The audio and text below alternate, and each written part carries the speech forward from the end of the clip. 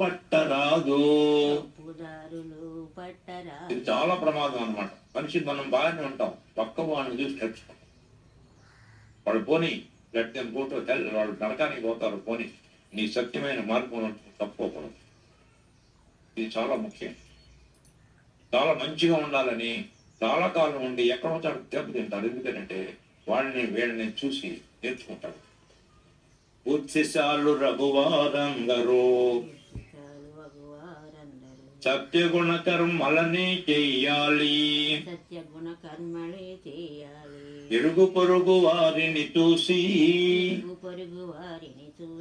తప్పుదారులు పట్టరాదు. ధర్మమే రక్ష మనిషికి, సత్య జీవనమే బలము. న్యాయంగా జీవించినతో షిరిడి సాయిని వాడగును.